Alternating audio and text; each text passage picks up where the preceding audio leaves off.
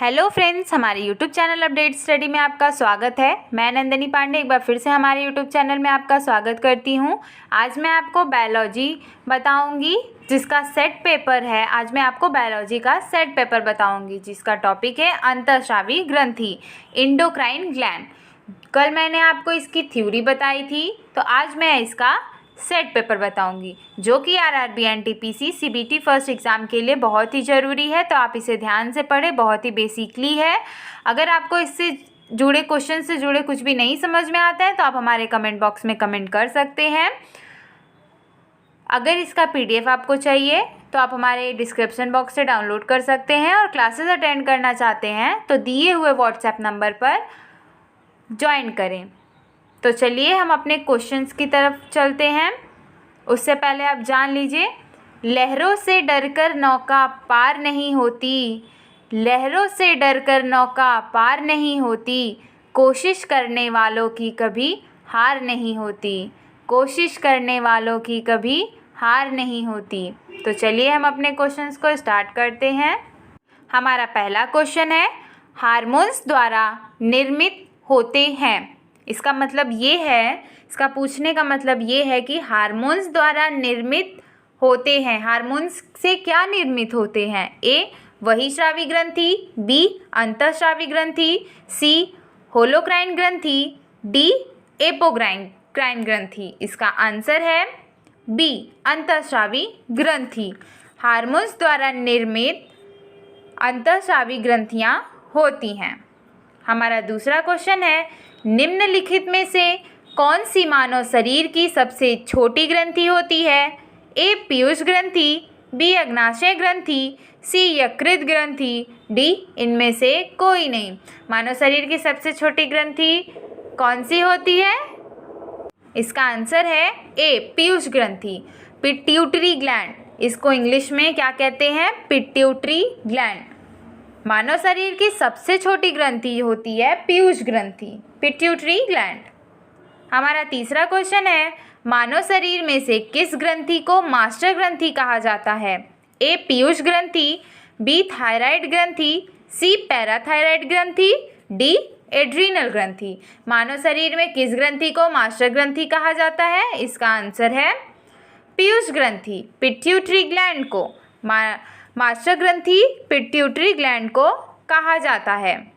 इसको दूसरे शब्द में हम मास्टर ग्लैंड और सेल टर्सिका भी बोलते हैं। पीयूष ग्रंथि को हम दो नाम से जानते हैं, एक मास्टर ग्लैंड और एक सेल टर्सिका। हमारा चौथा क्वेश्चन है, थायराइड ग्रंथि से थायरॉक्सिन स्रावित करने के लिए प्रेरित करने वाला हार्मोन्स कौन सा है? ए टीएचएस, बी एफएचएस, सी एलटीएच, डी एसीटीएच। इसका मतलब पूछने का ये है कि थायराइड ग्रंथि से थायरॉक्सिन स्रावित करने के लिए प्रेरित करने वाला हार्मोन्स कौन सा है? तो इसका आंसर होगा ए टीएचएस हार्मोन्स। जो टीएचएस हार्मोन्स होता है वो थायराइड ग्रंथि से हार्मोन्स को स्रावित करने के लिए प्रेरित करता है। हमारा पांचवा क्वेश्चन है, शरीर की सबसे बड़ी अंतःस्रावी ग्रंथि कौन सी है? ए पीयूष ग्रंथि, बी थायराइड ग्रंथि, सी पैराथायराइड ग्रंथि, डी एड्रीनल ग्रंथि। शरीर की सबसे बड़ी अंतःस्रावी ग्रंथि कौन सी है? इसका आंसर है बी थायराइड ग्रंथि। थायराइड ग्रंथि शरीर की सबसे बड़ी अंतःस्रावी ग्रंथि है, और शरीर की सबसे बड़ी ग्रंथि पूछेगा तो यकृत होता है, और अंतःस्रावी ग्रंथि पूछेगा तो थायराइड ग्रंथि होता है। हमारा छठवां क्वेश्चन है, निम्न में से कौन से हार्मोन्स में आयोडीन की मात्रा पाई जाती है? कौन से हार्मोन्स में आयोडीन की मात्रा पाई जाती है?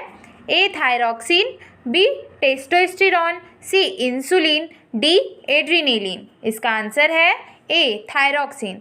थायरॉक्सिन में आयोडीन की मात्रा पाई जाती है। हमारा सातवां क्वेश्चन है, निम्नलिखित में से कौन सी ग्रंथि सेक्स हार्मोन्स का श्रावण करती है? सेक्स हार्मोन्स का श्रावण कौन सी ग्रंथि करती है? ए पीयूष ग्रंथि, बी थायराइड ग्रंथि, सी पैराथायराइड ग्रंथि, डी एड्रीनल ग्रंथि। इसका आंसर है डी एड्रीनल ग्रंथि। सेक्स हार्मोन्स का श्रावण एड्रीनल ग्रंथि करती है। हमारा 8वां क्वेश्चन है, मानव शरीर में रक्तचाप नियंत्रित होता है। मानव शरीर में रक्तचाप नियंत्रित किसके द्वारा होता है? ए एड्रीनल ग्रंथि, बी थायराइड ग्रंथि, सी पैराथायराइड ग्रंथि, डी पित्तपिंड से। इसका आंसर है एड्रीनल ग्रंथि। मानव शरीर में रक्तचाप एड्रीनल ग्रंथि से नियंत्रित होता है। रक्तचाप को हम इंग्लिश में क्या कहते हैं? Blood pressure. Blood pressure adrenal ग्रंथि से नियंत्रित होता है। हमारा 9वां क्वेश्चन है, जीवन रक्षक हार्मोन्स किस ग्रंथि से स्रावित होता है? ए एड्रीनल ग्रंथि, बी पीयूष ग्रंथि, सी पैराथायराइड ग्रंथि, डी उपरोक्त सभी। जीवन रक्षक हार्मोन्स किस ग्रंथि से स्रावित होता है? ए एड्रीनल ग्रंथि, बी पीयूष ग्रंथि, सी पैराथायराइड ग्रंथि, डी उपरोक्त सभी। इसका आंसर है ए एड्रीनल ग्रंथि। जीवन रक्षक हार्मोन्स एड्रीनल ग्रंथि द्वारा स्रावित होता है। हमारा 10वां क्वेश्चन है, इंसुलिन है एक। इंसुलिन क्या है? ए नमक, बी हार्मोन, सी एंजाइम, डी विटामिन। इसका आंसर है बी हार्मोन्स। इंसुलिन एक हार्मोन्स है। हमारा 11वां क्वेश्चन है, इंसुलिन कौन सी कोशिका से स्रावित होता है? ए अल्फा कोशिका, बी बीटा कोशिका, सी गामा कोशिका, डी उपरोक्त सभी। इंसुलिन किस कोशिका के द्वारा स्रावित होता है? इसका आंसर है बीटा कोशिका। इंसुलिन बीटा कोशिका द्वारा स्रावित होता है। हमारा 12वां क्वेश्चन है, मानव शरीर में निम्नलिखित हार्मोन्स में से कौन सा रक्त कैल्शियम को विनियमित करता है? ए वृद्धिकर हार्मोन, बी पैराथायराइड हार्मोन, सी थायरॉक्सिन हार्मोन, डी ग्लूकेगन। मानव शरीर में कौन से हार्मोन्स रक्त कैल्शियम को विनियमित करता है? इसका आंसर है पैराथायराइड हार्मोन। हमारा 13वां क्वेश्चन है, आयोडीन युक्त हार्मोन है। आयोडीन युक्त हार्मोन्स कौन सा होता है? ए थायरॉक्सिन हार्मोन, बी इंसुलिन, सी एड्रीनलिन, डी टेस्टोस्टेरोन। इसका आंसर है ए थायरॉक्सिन हार्मोन। आयोडीन युक्त हार्मोन्स थायरॉक्सिन हार्मोन्स होता है। हमारा 14वां क्वेश्चन है, कौन सा हार्मोन्स लड़ो उड़ो फाइट एंड फ्लाइट हार्मोन्स कहलाता है? ये क्वेश्चंस हमेशा पूछे जाते हैं, ये इंपॉर्टेंट क्वेश्चन है। कौन सा हार्मोन्स लड़ो उड़ो फाइट एंड फ्लाइट हार्मोन्स कहलाता है? ए इंसुलिन, बी एड्रीनलिन, सी एस्ट्रोजन, डी ऑक्सीटोसिन। एक बार क्वेश्चन फिर से देख लीजिए, कौन सा हार्मोन्स लड़ो उड़ो फाइट एंड फ्लाइट हार्मोन्स कहलाता है? ए इंसुलिन, बी एड्रीनलिन, सी एस्ट्रोजन, डी ऑक्सीटोसिन। इसका आंसर है adrenaline. Fight and flight hormones adrenaline को कहते हैं। हमारा 15वां एंड लास्ट क्वेश्चन है, मधुमेह दिवस कब मनाया जाता है? ये बहुत ही इंपॉर्टेंट क्वेश्चन है। मधुमेह दिवस कब मनाया जाता है? इसका ए 14 नवंबर, बी 21 नवंबर, सी 1 अप्रैल, डी 2 अक्टूबर। मधुमेह दिवस कब मनाया जाता है? इसका आंसर है 14 नवंबर। 14 नवंबर को मधुमेह दिवस मनाया जाता है। तो इसी के साथ हमारे क्वेश्चन समाप्त होते हैं। हमने आपको हार्मोन्स के टॉपिक बताए हैं। हार्मोन्स जो होती है वो हमारे शरीर में वृद्धि करती है। कुछ हार्मोन्स ऐसे होते हैं जो हानिकारक भी होते हैं, लेकिन कुछ हार्मोन्स ऐसे होते हैं जो हमारे शरीर को वृद्धि करती है। जो वो हार्मोन्स नहीं होते तो हमारे शरीर की वृद्धि रुक जाती है। एक क्वेश्चन हम आपको देते हैं, जब ब्लड में कैल्शियम की मात्रा कम हो जाती है तो कौन से हार्मोन्स निकलते हैं? इसका आंसर आप हमारे डिस्क्रिप्शन बॉक्स में देंगे। कल इसका आंसर हमने आपको बताया था थ्योरी में, तो इसके आंसर हम आपको बता देते हैं।